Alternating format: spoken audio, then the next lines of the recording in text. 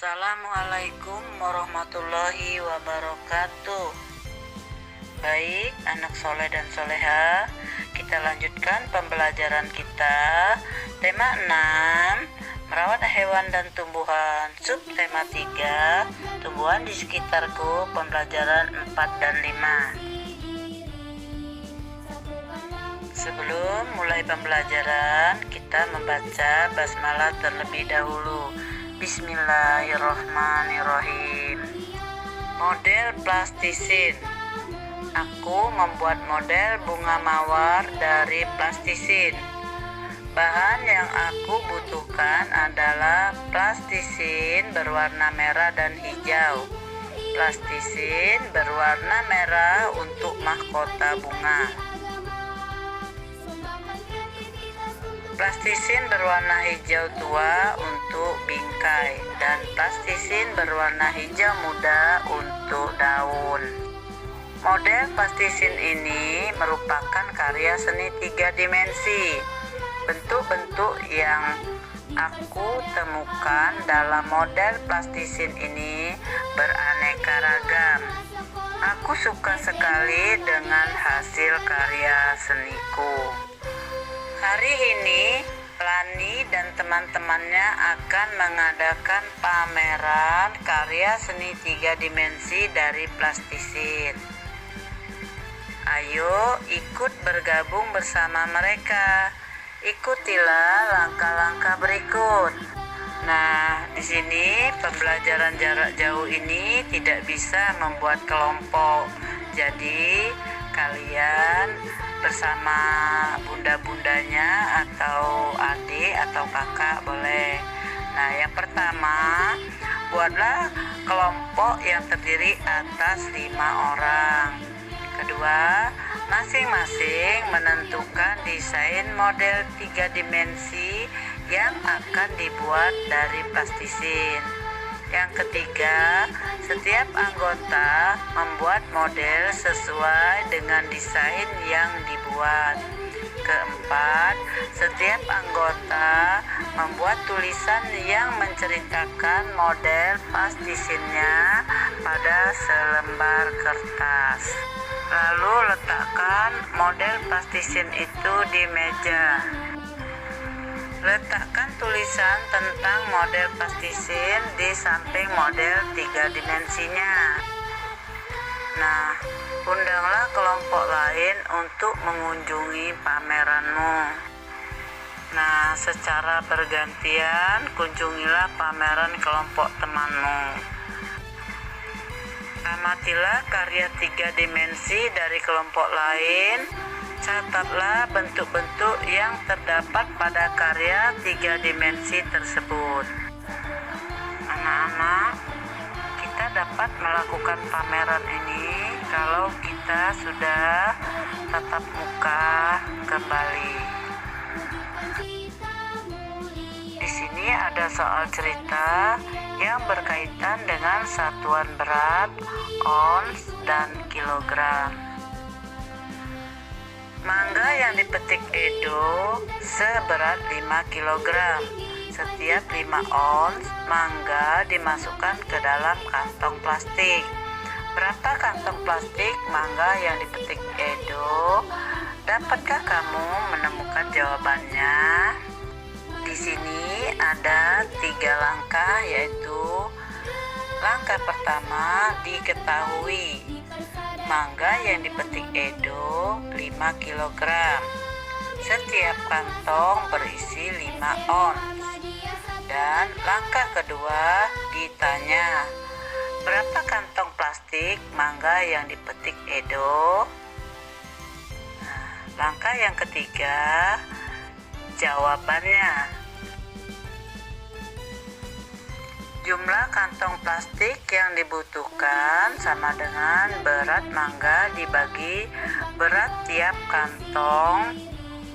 5 kg dibagi 5 ons.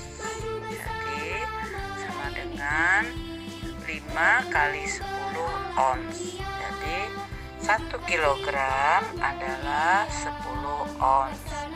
Nah, di sini dibagi 5 ons. sama dengan 50 ons dibagi 5 ons sama dengan 10 kantong. Jadi kantong plastik mangga yang dibutuhkan Edo ada 10 kantong. Lani memetik 10 ons tomat dan 20 ons terong dari pekarangan rumahnya. Berapa kilogram total hasil panen Lani? Diketahui berat tomat 10 ons, berat terong 20 ons. Ditanya berapa kilogram total hasil panen Lani? Nah, ini dijawab total panen tomat 10 ons dan ditambah terong 20 ons. Jadi 10 ditambah 20 sama dengan 30 ons. Nah, ini 30 ons dibagi 10. 10 ini 1 kilogram adalah 10 ons. Nah, jadi sama dengan 3 kilogram. 10 ditambah 20 sama dengan 30.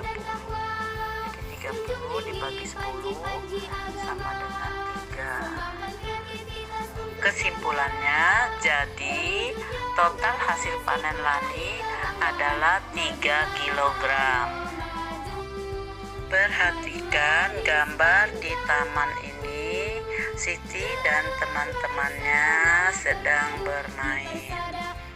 Nah, apa yang sedang dilakukan anak yang tampak pada gambar? Anak tersebut berlari-lari mengejar kupu-kupu. Ada juga anak-anak yang sedang melompat. Anak-anak, apakah kamu suka bermain sambil melompat? Bagaimana gerakan melompat tersebut? Kita bisa melakukan gerakan melompat. Ada berbagai variasi gerakan melompat. Gerakan melompat adalah gerakan berpindah tempat dengan menggunakan satu kaki. Gerakan melompat melatih kekuatan otot kaki. Di sini ada gerakan yang pertama, yaitu gerakan melompat dengan posisi badan jongkok, kemudian mendarat posisi badan berdiri, dan mendarat menggunakan dua kaki.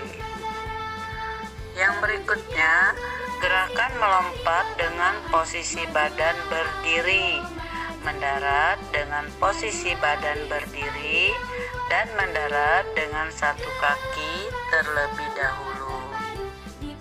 Amatilah kembali gambar di bawah ini.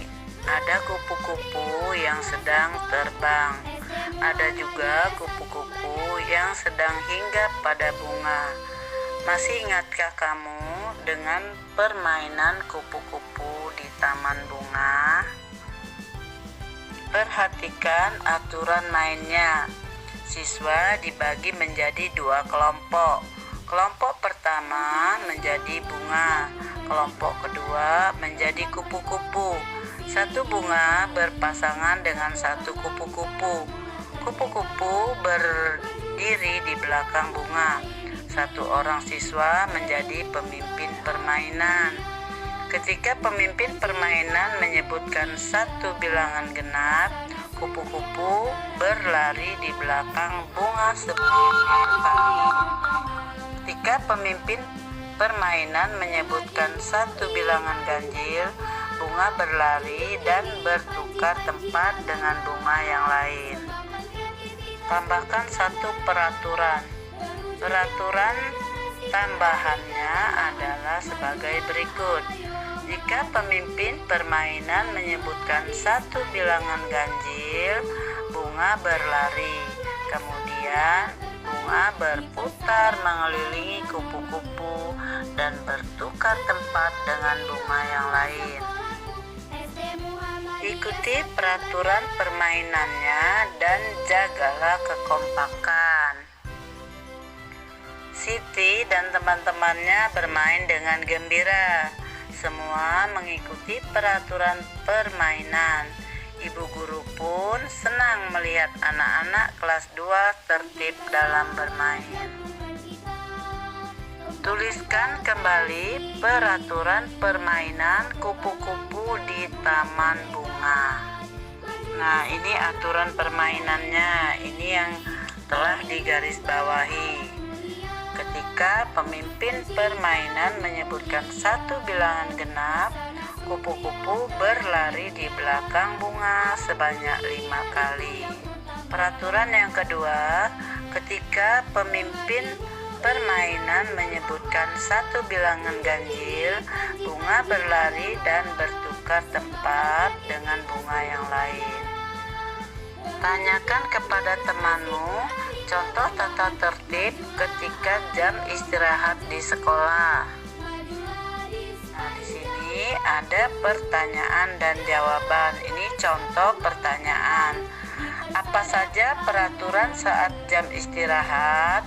Jawabannya, peraturan saat jam istirahat adalah tidak jajan di luar sekolah. Yang kedua, tidak main di luar sekolah. Yang ketiga, kembali ke kelas segera setelah bel masuk berbunyi. Keempat, tidak membuang sampah sembarangan saat jajan di kantin. Cuci tangan sebelum dan sesudah makan, bermain dengan tertib. Nah, ini contoh peraturan saat jam istirahat. Tuliskan kesimpulan tersebut dengan menggunakan huruf tegak bersambung.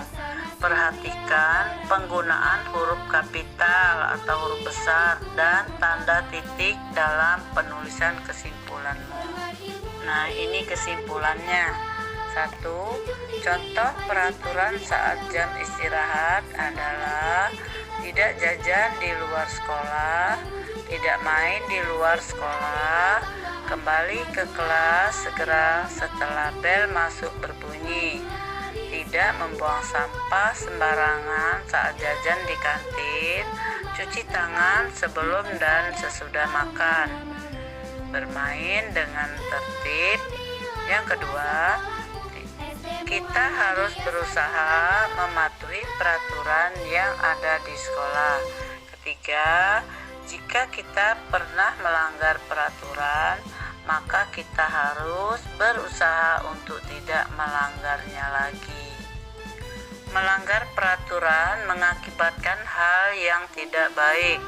Apa saja yang tidak boleh kita lakukan di lingkungan sekolah?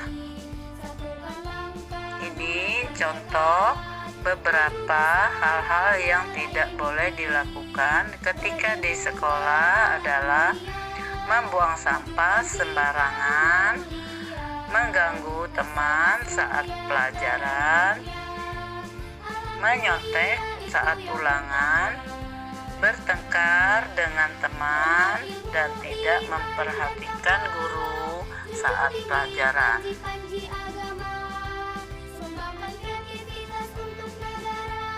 Dan tidak mengerjakan tugas dari guru. Nah, harus dikerjakan dengan tepat waktu. Jadi tidak boleh tidak mengerjakan tugas dari gurunya. Demikianlah pembelajaran hari ini. Bersama-sama membaca hamdalah alhamdulillahirabbil alamin. Ibu akhiri billahi taufik wal hidayah. Wassalamualaikum warahmatullahi wabarakatuh.